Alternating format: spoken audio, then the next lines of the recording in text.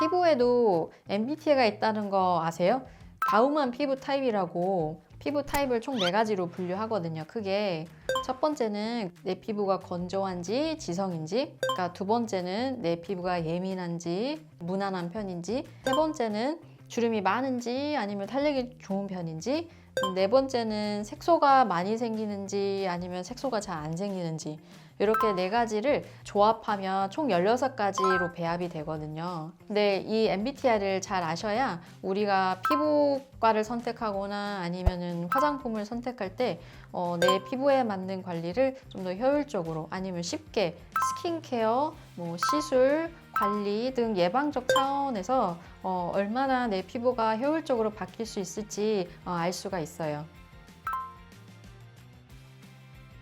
우리나라에 가장 많은 효용이 이제 DSPW거든요. 그러니까 Dry, Sensitive, Pigmented, Wrinkled. 그러니까 건조하면서 트러블이 있고 예민한, 색소가 많은 주름형. 이 유형이 우리나라 여성분들이 이제 가장 많은 것 같고요. 이런 분들은 일단 건조해요. 제가 시술할 때마다 피부를 만져보는 습관이 있는데 꼭 마른 밭을 만지는 느낌이에요. 그러면 속이 얼마나 더 건조하시겠어요. 속건조도 굉장히 심하고 트러블이 잦으세요. 예민하시고 목욕탕이나 아니면 온도차가 있는 곳에 들어가시면 굉장히 붉어지고, 또 화장품만 쉽게 바뀌어도 아니면 남의 화장품을 쓰거나 그렇게 되면 얼굴이 뒤집어지고 트러블이 생기고, 또 남들보단 색소 침착도 잘 생겨서 자외선에 굉장히 잘 타고, 아니면 트러블 난 곳에 색소 침착 흔적이 굉장히 오래 가세요. 또 그뿐만 아니라 잔주름도 가만히 계셨을 때 표정주름이 있을 뿐더러 가만히 계셨을 때도 잔주름이 눈에 띄시거든요. 이런 분들은 진료실에서 오셔도 굉장히 까다롭게 접근해야 되고, 또 굉장히 어려운 피부 타입이기도 해요. 그러니까 DSPW는 피부 전층에 문제가 있는 거예요. 구조적인 문제가 있고요. 처음에 표피층부터 설명드리자면 우리 표피층에 피부 장벽이라고 있거든요. 이 장벽이 외부로부터 바이러스라든지 세균으로부터 침략을 막아주고요. 또 피부 안에서 생성되는 천연 보습 인자라고 있거든요. 우리 피부를 촉촉해주는 인자가 있는데 이거를 만들어줄 뿐더러 그 수분을 보호해주는 하나의 만리장성 같은 역할을 해요. DSPW 같으신 분들은 이 피부 장벽에 구멍이 숭숭 뚫려 있어요. 그 자극으로부터 전혀 보호를 받지 못해서 세균 침투도 용이하고 바이러스 침투도 용이하고 환경 변화에 따라 굉장히 예민하게 반응을 하세요. 또한 천연 보습 인자도 만들지도 못할 뿐더러 있는 수분마저 다 날아가는 원인이 되기도 합니다. 두 번째는 피부 장벽이 굉장히 약해요. 아까 말씀드렸다시피 피부 장벽이 약하게 되면 외부의 침략으로부터 보호받을 수 없다고 했잖아요. 그렇게 되면 미세먼지라든지 아니면 에어컨 바람, 히터 바람, 모든 외부적인 자극, 환경, 더움, 고온다습 굉장히 민감하게 반응을 해서 염증이 쉽게 생기고 붉어지고 여드름도 잘 생기는 피부가 되세요.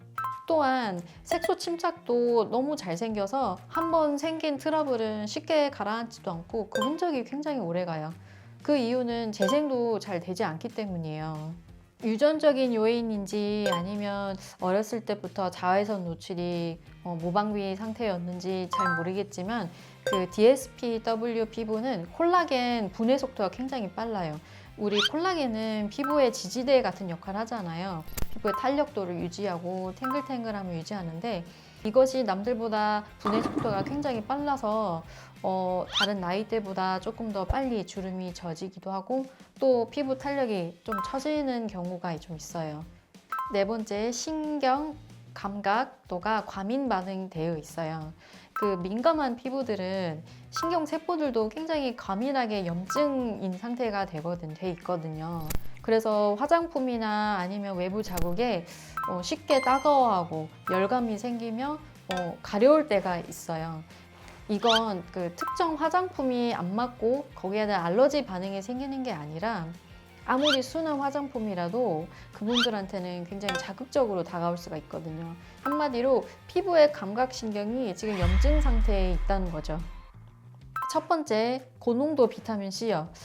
미백 성분에 굉장히 도착을 많이 하셔서 구매를 하시고 많이들 바르시는데 일반 피부에는 괜찮지만 DSPW처럼 굉장히 약한 피부에 고농도의 비타민 C가 들어가면 우리 피부의 pH 농도에 맞지 않아서 굉장히 자극적이고 열감도 굉장히 느껴지면서 피부가 때로는 벗겨질 수가 있어요. 그래서 비타민 C는 조금 자제해 주는 게 좋을 것 같습니다.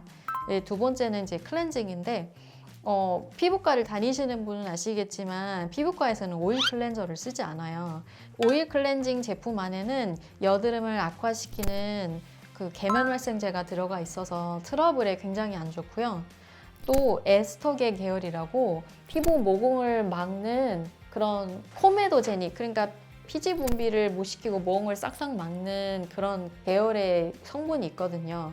이것들은 또 민감한 피부에 들어가게 되면 굉장히 자극적일 수가 있어요. 그래서 제발 오일 클렌징은 쓰지 말아주시면 좋겠습니다. 밤도 마찬가지예요. 그러면 세 번째, 색조 화장을 어떻게 지울 것인가? 그 제품에 보면 미셀라 워터가 있거든요. 이 미셀라 워터는 계면 활성제랑 물 성분이 약간 섞여져 있어서 가벼운 색조 화장은 잘 지우거든요. 그 자극이 많이 없기 때문에 세정력이 조금 떨어지더라도 이 DSPW는 최대한 자극을 최소화하는 게 되게 중요하거든요. 그래서 이런 워터를 사서 클렌징 대용으로, 그러니까 그 화장도 지울 수 있기 때문에 이걸 대신해서 쓰시면 좀 훨씬 더 자극적이지 않으실 거예요. 다만 이제 굉장히 짙은 아이섀도우나 아이라이너는 세정력이 좀 약하기 때문에 부분적으로 지워주시는 게 좋을 것 같긴 한데요. 네, 다만 이런 민감한 피부는 두터운 색조 화장은 조금 자제해 주는 것이 좋을 것 같습니다. 이런 DSPW 분들한테는 어떤 화장품을 권하기보단 어떤 것들을 피하는 게 훨씬 더 중요하기 때문에, 왜냐면 이제 화장품을 쉽게 바꾸면 트러블이 잘 생기거든요. 그래서 화장품을 쉽게 권하지 못하고 대신에 이런 것들을 좀 줄여서 나가면 좀 자극이 덜하고 트러블이 좀 덜 생기지 않을까 싶어요. DSPW 피부의 여름철 관리법은 사실 여름이 훨씬 더 좋아요. 최적의 환경이에요. 여름에는 건조하지 않아서 오히려 이런 분들한테는 좋은데 겨울에 굉장히 좋진 않거든요. 다만 에어컨 바람 자체에서 나오는 냉각기에 피부를 건조시키는 성분이 있어요. 그래서 직접적으로 쐬기보단 방향을 조금 틀어주면 조금 나을 것 같고요. 뭐 그렇게 방향을 틀 수 없는 상황이라면 가벼운 뭐 스카프나 이불 같은 거 살짝 덮어줘서 직접적으로 바람만 쐬지 않게끔 하시면 될 거고요. 이런 분들은 또 자외선 노출이 굉장히 잡티가 잘 생겨요. 기미가 남들보다 도 잘 올라오고 한번 트러블 생기면 없어지지 않기 때문에 자외선 차단제를 꼭꼭 바르시면 좋을 것 같고, 굳이 화장을 한다면 파운데이션 정도 쓰면 좋을 것 같고요. 파운데이션 안에 SPF가 들어가 있는 것들이 있거든요. 그거를 쓰고 난 후에 꼭 또 그 자외선 차단제를 발라주면 되게 좋을 것 같습니다.